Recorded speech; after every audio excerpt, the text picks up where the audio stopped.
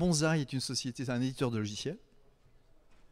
Nous avons dès le début visé de sortir des produits à base d'IA. Donc nous ne sommes pas du tout, en fin de compte, une société de services qui, en effet, vend de l'expertise ou de la science de données, etc. On vend des solutions clés en main, sous licence. C'est-à-dire, en gros, vous achetez une licence comme vous achetez un logiciel normal. Donc on va parler de plusieurs choses. On va parler en effet d'intelligence artificielle à couche profonde, à moteur génératif. On va parler également appliqué à la maintenance prédictive et au contrôle qualité. Et on va parler surtout de quel type d'information on va utiliser à l'origine, source. Dans ce cas-là, on va vous parler de l'acoustique, du son. Tout ça sur des applications de production. C'est-à-dire que nous allons, ce que vous allez découvrir, c'est une IA qui est capable d'apprendre, de créer son modèle, d'inférer, d'interagir et de collaborer avec les opérateurs, donc les professionnels du terrain, et tout ça sur la machine. Donc nous sommes des applications Edge, aucune connexion avec le cloud, si vous le souhaitez, vous pouvez le faire. Aucune connexion avec serveur, pareil, si vous le souhaitez, vous pouvez le faire. Mais tout ça nous permet en effet de travailler en autonomie totale et surtout dans des zones qui sont éventuellement critiques en termes de communication et je dirais, de couverture. Alors, un point quand même important, le produit s'appelle IDTech 4.0. Il fait aussi bien donc applicable sur de la maintenance prédictive, aussi bien sur du contrôle qualité. Et dernièrement, il utilise le son et ses dérivés. Tout ça va être, comme vous allez le découvrir, sur la base d'une innovation technologique et une innovation mathématique de l'entreprise. Nous ne sommes pas beaucoup, nous sommes 6. Mais nous avons en effet suffisamment, je dirais, travaillé dans la recherche. Alors, tout a commencé en collaboration, en effet, qu'avec Renault.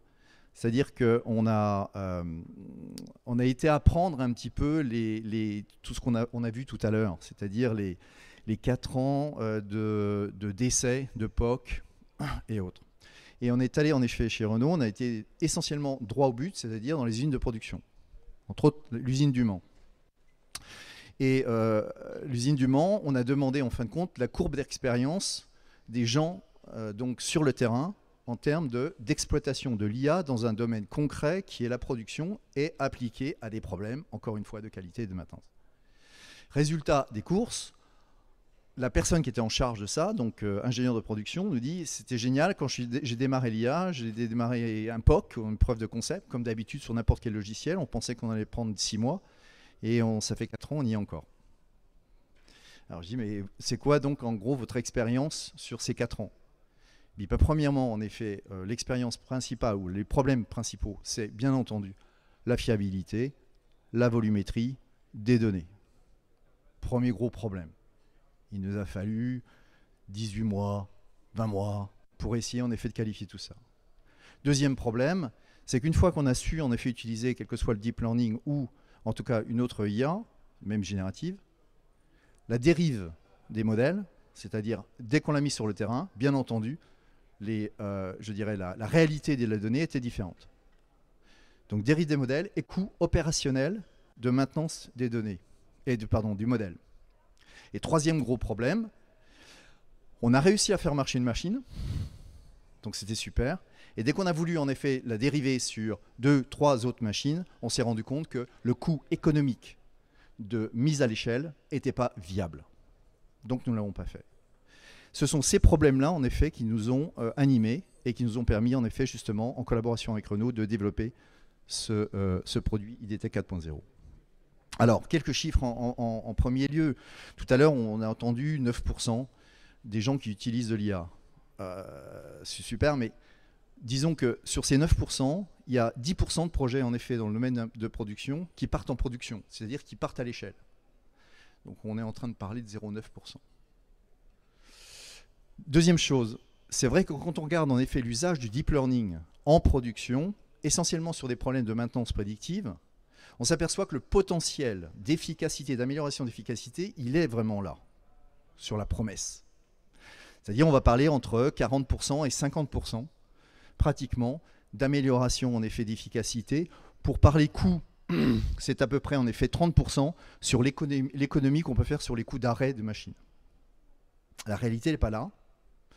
Et la réalité, quand on regarde sur les 15 milliards, alors les 15 trillions, pardon, c'est pas 1,5, c'est 15 trillions, qui représentent en effet l'ensemble des coûts des arrêts machines dans le monde, ce qui est applicable à l'économie associée au deep learning, on va parler de 51 milliards, c'est-à-dire 3% en effet d'impact économique sur le sujet.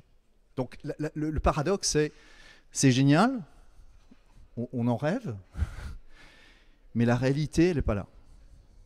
Donc bien entendu, l'expérience de Renault nous a été très utile parce qu'en effet, on a pu répondre un peu à pourquoi. Deuxième cas de figure. Lorsque vous regardez les problèmes en effet donc associés à la production, et essentiellement en effet associés à la prédictive maintenance, à la maintenance prédictive pardon, et au contrôle qualité, vous avez plusieurs sources d'informations. Pour citer les plus importantes, vous avez aujourd'hui en effet l'usage du deep learning est essentiellement sur l'image, vidéo, image.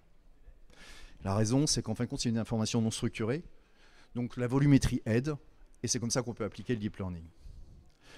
En maintenance prédictive, on est beaucoup plus sur des informations type thermographie, vibration, pression, donc des informations physiques. Et on voit bien que les technologies applicables n'ont pas besoin d'IA. Dans un premier temps, on va parler de DSP, puis ensuite, petit à petit, on commence à parler machine learning, c'est-à-dire en gros système expert. Et puis, plus on va monter en effet dans la chaîne, c'est-à-dire sur le quatrième larron, qui est l'acoustique.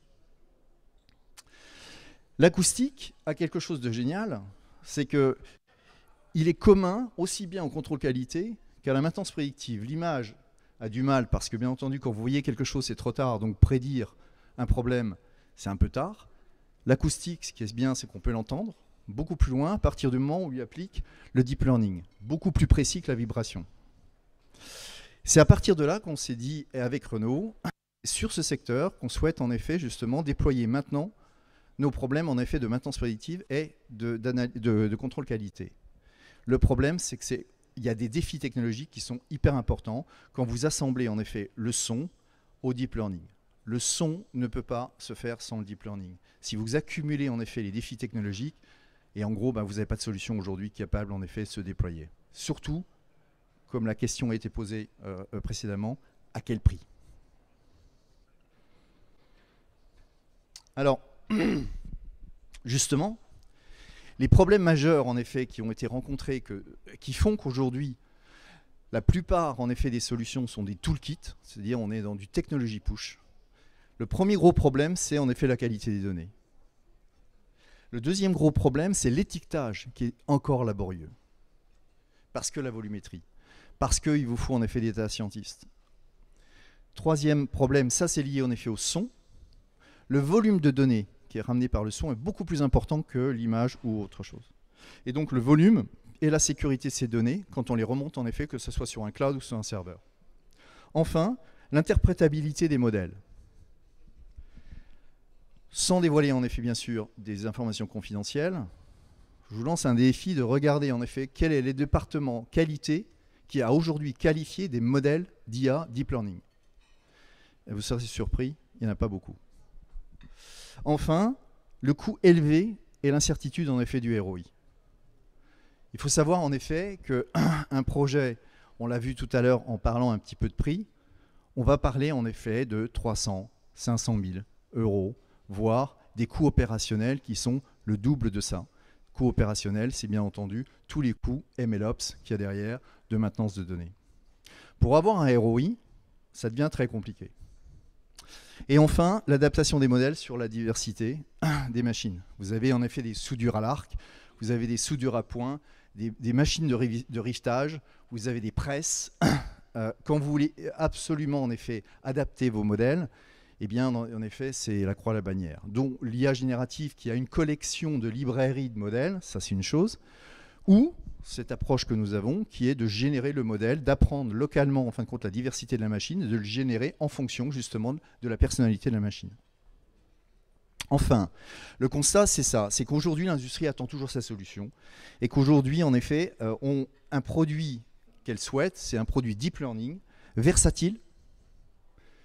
La verticalisation, c'est bien, mais versatile. Et enfin, fiable et rentable. Alors, on l'a fait, nous l'avons fait. Il s'appelle IDT 4.0. Vous avez une image ici qui représente à peu près sa mise en place. C'est un logiciel qui en effet intègre donc ce qu'on appelle une architecture multi-agent. Chaque agent est entièrement autonome sur le flux de l'IA. Elle récupère de l'information réelle, c'est-à-dire du live, du capteur. Elle apprend, elle crée son modèle, elle infère. Et chaque, en effet, système, chaque agent est entièrement autonome. Donc nous avons en effet plusieurs agents, des agents de contrôle, des agents de qualité, et un agent qui est dans le perpétuel improvement, c'est-à-dire qui va tenir compte des interactions avec les opérateurs, avec les professionnels, modifier créer son modèle nouveau sur la base d'informations nouvelles, mesurer en effet les KPI de performance et comparer ces KPI avec les modèles qui sont en production. Et si en effet ces KPI sont plus importants, la qualité décidera de mettre en production ce modèle right away. Mais par contre, ça ne quittera jamais l'appareil. Tout se fera en effet en temps réel. Créer un modèle dans notre algorithme, c'est même pas une seconde. Donc c'est du temps réel. Et surtout, c'est ça le point le plus important, on n'arrête jamais la machine. C'est-à-dire que la machine n'est jamais à gérer, n'est jamais arrêtée, malgré en effet les maintenances de modèles. Alors, le modèle tourne sur un PC, lambda. C'est un PC qui coûte 600 €. Il n'y a pas de GPU, il n'y a pas de TPU, il n'y a pas de XPU. Vous avez en effet une carte d'acquisition, 4 microphones, jusqu'à 4. Donc vous pouvez créer des scènes acoustiques. Il se fait piloter et pilote l'automate à travers en effet les communications classiques. Et bien entendu, il va se renforcer, travailler avec l'aide de l'opérateur, de l'ingénieur de production ou de la qualité à travers en effet une interface aux machines. Et tout ça est autonome et encore une fois, il se connecte avec toutes les machines, mais par contre n'a pas besoin en effet de mutualiser ses ressources sur un cloud ou un serveur. Donc, tout ça a été possible si vous réfléchissez plus, comme on dit, out of the box. C'est-à-dire, on n'a pas du tout suivi le chemin dominant, qui est le chemin du big data, qui est le chemin, en effet, de réseaux pré-entraînés, prédéfinis, avec de la modélisation par optimisation.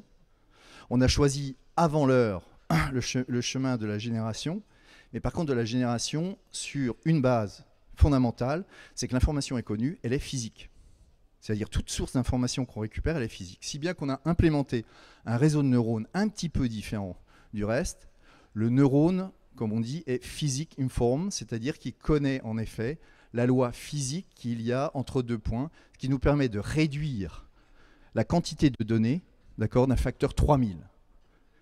Pour la machine que vous allez voir tourner, elle a démarré avec 12 échantillons. 12 échantillons réels. Donc bien entendu, comme tout est traité en local, nous remontons que des données utiles. Ça veut dire une réduction en effet de 90% des données et de la volumétrie de données, en effet, sur les serveurs, sur le backup ou autre. Enfin, la validation des données ne se font pas par des data scientists, mais par les professionnels du métier. Donc encore une fois, les opérationnels sont les collaborateurs, c'est-à-dire les opérateurs, sont les ingénieurs de production, la qualité ou les spécialistes de maintenance. L'apprentissage est déterministe. C'est ce qui nous permet de créer un réseau en temps réel. Il suffit d'avoir le même dataset, on crée le même réseau. On garantit donc le côté déterministe en effet de l'apprentissage. Ce qui nous permet, d'avoir en effet un modèle explicable et justement compréhensible par la qualité. Enfin, le troisième point qui est l'adaptation, on apprend instantané, je vous ai parlé d'une seconde, sur un PC de 600 €. On adapte en continu le modèle. Donc le modèle, il est recréé sur la base du dataset constamment, donc ce qu'on appelle le elastic modeling. On n'a pas de pré-réseau établi. Donc on sait s'adapter à de l'image, thermographie, vibration, voire son.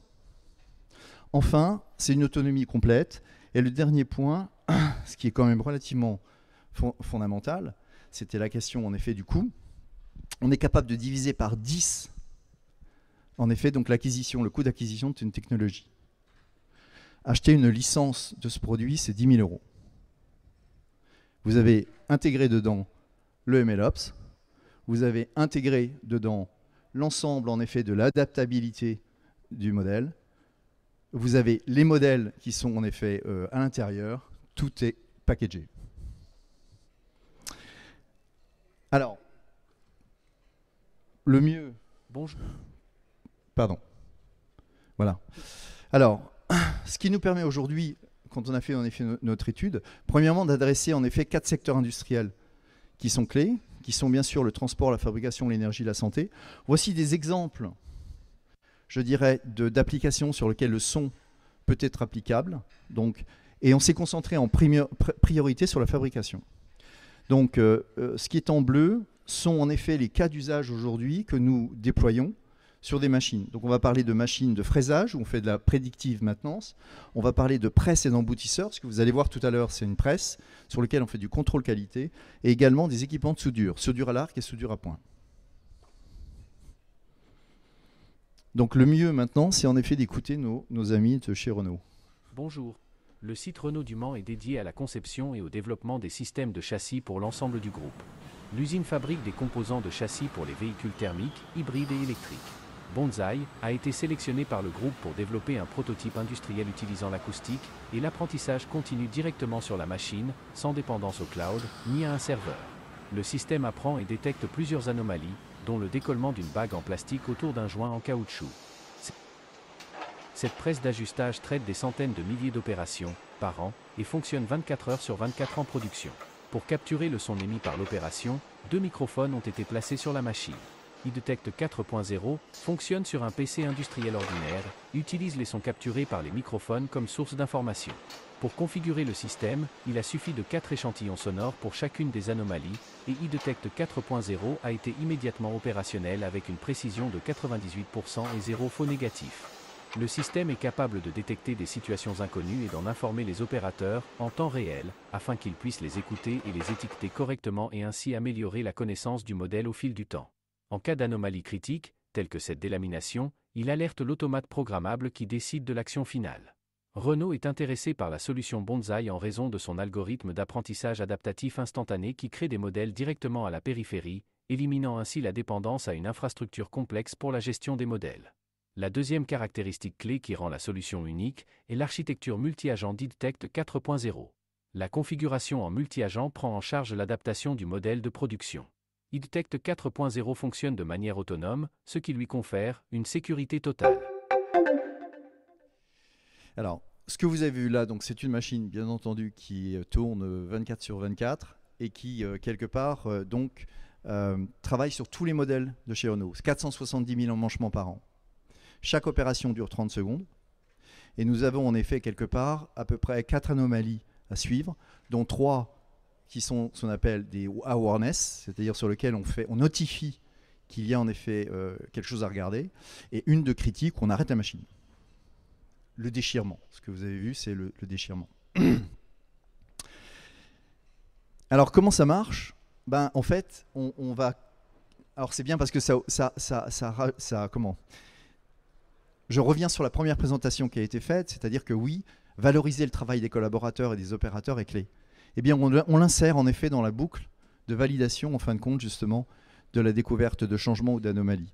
C'est-à-dire que si vous avez ici le processus de contrôle de qualité et de maintenance, les deux vont utiliser, en fin de compte, les spécialistes de terrain, opérateurs, ingénieurs de production, ainsi que la qualité pour valider, qualifier et remettre un modèle en production. Et tout ça se fait sur une boucle qui est en temps réel. Alors, elle peut être différée, elle peut être en batch, mais elle peut travailler également en temps réel. Donc, comment ça fonctionne ? Grâce au son, l'avantage du son, c'est que n'importe qui, vous êtes capable de dire si votre voiture doit aller au dépannage ou pas, tous les matins quand vous la mettez en route. Pourtant, vous n'êtes pas des spécialistes, je dirais, de l'automobile. Peut-être que si, je ne sais pas. Mais... En tout cas, les choses sont sûres, c'est que les opérateurs sont ce qu'on appelle les oreilles d'or, ont vraiment en effet quelque part leur connaissance de machine et savent détecter des évolutions en effet. Et c'est incroyable d'ailleurs de voir la richesse du son dans les équipes professionnelles. Donc, il y a en effet une anomalie ou un son inconnu. Nous notifions en effet l'opérateur. L'opérateur, vous allez le voir tout à l'heure, vient venir, va écouter, va valider, en effet, étiqueter ce son comme étant soit un nominal, soit en effet une anomalie connue, soit il va recréer une nouvelle classe. Ça, c'est quelque part en 3 clics. Donc il n'y a pas de code, il n'y a pas de labellisation, c'est 3 clics et c'est tout. À partir de là, le système en effet va donc suggérer. Alors normalement il y a 2 niveaux. Il y a le niveau opérateur et le niveau opérateur spécialisé. L'opérateur en effet va suggérer, l'opérateur spécialisé va valider. Puis il va valider à la qualité va recevoir une notification. La qualité va simplement en effet regarder, passer ses tests bêta score pour vérifier en effet la performance du modèle. Donc elle ne valide pas le modèle, elle valide le résultat du modèle. Et comme on a un apprentissage déterministe, on garantit tout le temps le même résultat. Autrement dit, seul le résultat compte. Donc il vérifie en effet le KPI, et quand le KPI est en effet supérieur, il décide en effet de mettre le modèle en production. Je vais vous montrer maintenant en effet comment ça se passe sur le terrain, avec cette autre vidéo qui va vous montrer un petit peu justement la coordination qu'il y a sur l'opérateur et puis sur la qualité qui est sur la place de son bureau. Et tout ça va se faire sans transfert de données. L'adaptation des modèles est cruciale dans les usines en raison de la diversité des machines et des variations de l'environnement bruyant.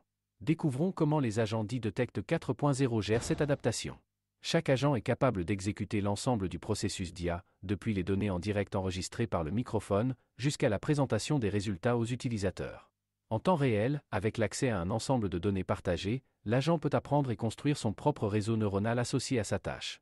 Il peut ensuite utiliser ce nouveau réseau pour déduire les données enregistrées. Dans iDetect 4.0, il y a 2 types d'agents.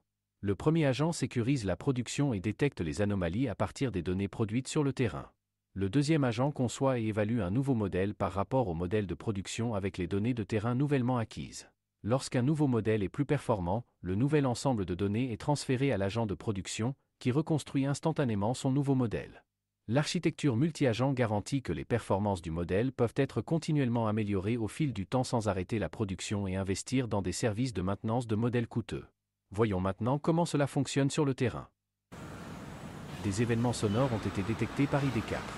L'opérateur en est informé. Il commence à les écouter et se rend compte que chaque événement est un événement normal, il les corrige donc pour enrichir la connaissance du modèle.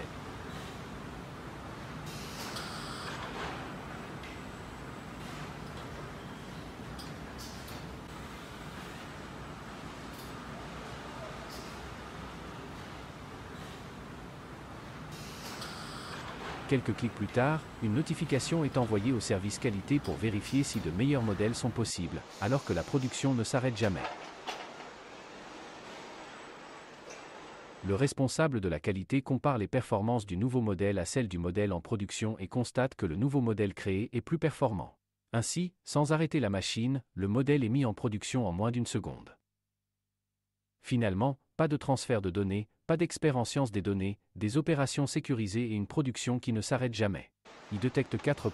Est une solution de détection d'IA Deep Learning autonome, facile à déployer et rentable. Elle s'adresse au contrôle qualité et à la maintenance prédictive.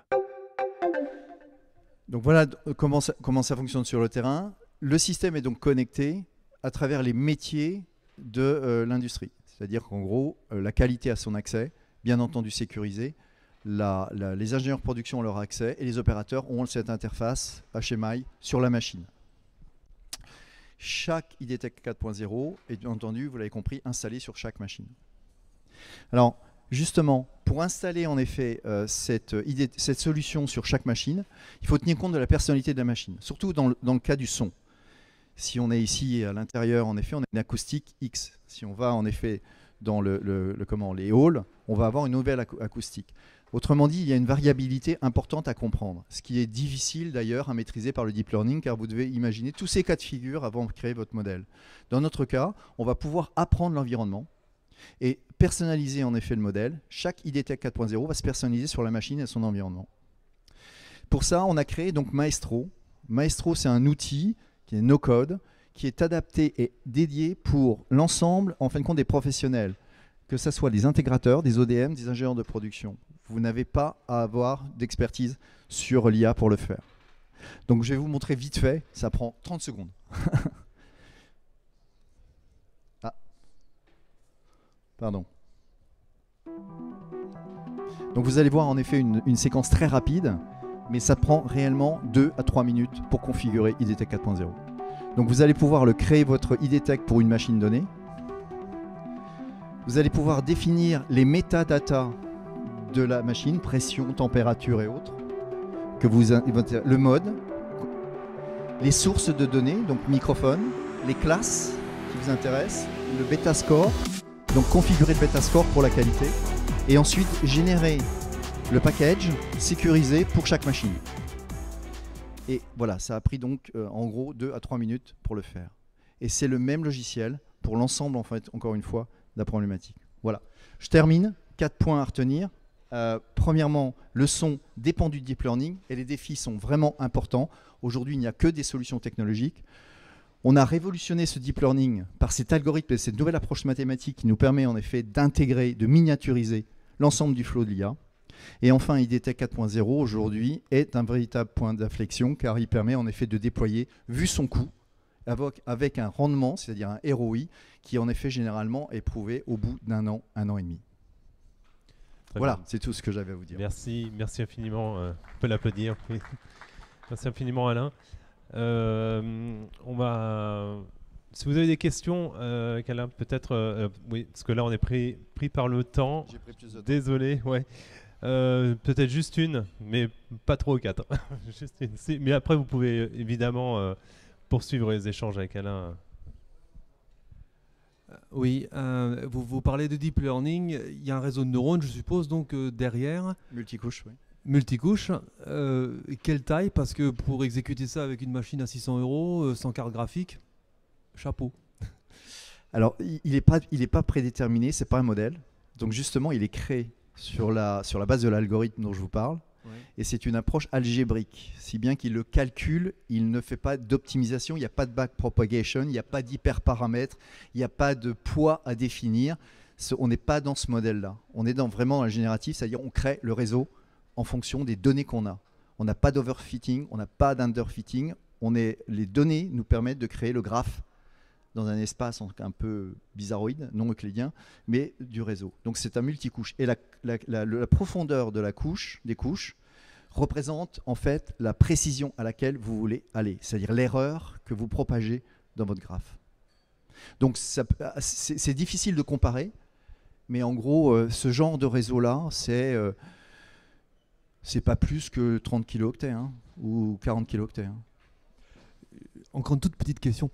Dans l'exemple que vous avez donné, là, le dernier, j'ai cru comprendre qu'effectivement, donc vous améliorez votre modèle au fur et à mesure au travers d'une espèce de boucle, un petit peu comme si on utilisait un algorithme génétique de manière à améliorer le modèle. C'est bien ça? Tout à fait. C'est exactement ça. On peut le voir aussi comme renforcement, c'est-à-dire vous allez utiliser en fin de compte quelque part.